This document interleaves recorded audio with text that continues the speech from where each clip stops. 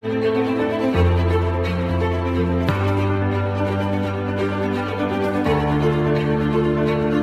vraiment un grand jour. La route a été longue pour qu'on se retrouve, pour qu'on parle de le futur du Gabon. L'Ivoire fera du Gabon une destination de tourisme médical qui donnerait plus d'argent que le pétrole. Je l'ai vu quand je me suis fait initier. J'en ai parlé devant le professeur Nzoua, quand il était ministre. Lui aussi, il l'a vu. Hein? Je crois qu'il y a des témoins qui étaient là lorsqu'on était à ça, lorsqu'il nous avait appelés à son cabinet. Enfin, c'est un problème de moment. Nous sommes spirituels. Je ne peux rien vous reprocher. C'était le moment. C'est-à-dire, pour avoir de l'énergie, cela dépend de la masse. Et le vecteur donne la direction. C'est pas ça. Hein? C'est ça, la physique, la mécanique quantique. Moi-même, je suis scientifique. Et je suis fier. Donc, l'Ivoire doit être... enfin, ce que vous avez dit là est peu. Heureusement que lui-même, comme ma petite sœur vient de le dire là, que c'est Dieu. Il sait dans quelle main il se trouve. Parce qu'il y a eu plusieurs tentatives avant le décret du président américain. Plusieurs tentatives qui ont échoué. Mais le seul conseil que je demande au gouvernement, c'est d'aller chez les détenteurs. Hein? C'est le droit de propriété intellectuelle. Aller chercher le droit d'agir chez ceux qui ont vu l'Ivoire, ceux qui ont été les premiers. Allez-y faire une cérémonie de demander le droit d'agir. Parce que tous ceux qui font les tentatives en s'adressant aux exploitants, ça n'a jamais marché. Il y a quelques années, les Israéliens sont venus. Je ne sais pas si on vous a mis au courant de ça. Hein? J'ai dit à mon neveu, l'enfant ne peut pas avoir l'autorisation de vendre l'Ivoire. Parce que nous sommes des exploitants et l'Ivoire est venu au pays des femmes dans des conditions les plus atroces. Mais comme on dit dans le mystique, hein, le bourreau élève la victime, c'est dans le mystique. Donc quand le colon a amené l'Ivoire au pays femmes, c'était pour affaiblir la langue. C'est un sujet que nous connaissons. Moi, je ne connais pas.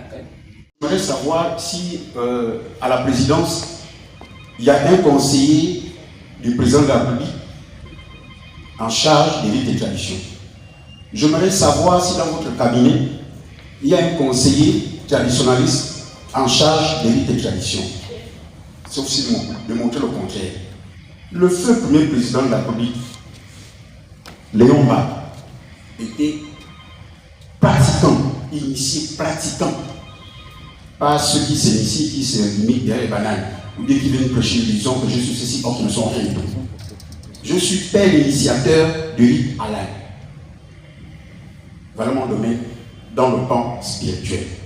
Au ministère de la Santé, l'arrêté 1590 qui nous avait été donné par le professeur Zouba, dont Maman Benga l'énumérait tout à l'heure, avait permis la mise en place d'une commission. Et dans cette commission, on avait les traditionnalistes qui étaient représentés, on avait les experts de l'OMS et du ministère de la Santé. Nous avons vu au sortir de cette commission la mise en place des arrêtés 0091, 92, 93 et la 160. Et jusqu'ici, monsieur le ministre, rien n'a été fait. Toujours l'illusion. Au sortir de là, il y a eu 1001 identifications. Mais à chaque fois, le ministère de la Santé a pris du plaisir à prendre l'argent aux derniers participants pour qu'on puisse avoir les statuts. Jusqu'ici, nous fonctionnons dans l'informel. Le dialogue, la conférence, les accords sont arrivés. Nous avons demandé la mise en place de ce fameux Haut Conseil des traditions du Gabon.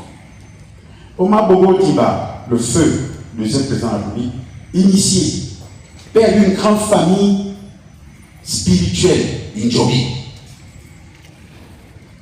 Mais vous allez constater que jusque là, je ne fais que citer les premiers Gabonais qui sont des traditionalistes. Mais citez-moi une seule structure qu'ils ont laissé en place pour nous, les détenteurs de savoir.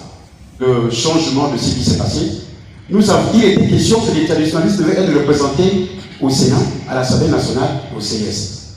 Un mois, 2 mois plus tard, ils ont rayé cette arrêté, ils ont mis les politiciens. Jusqu'ici, j'aimerais savoir, depuis la présidence jusqu'au ministère de la Culture, qui est notre maison, où est le seul traditionnaliste qui a été nommé? Je ne crois pas.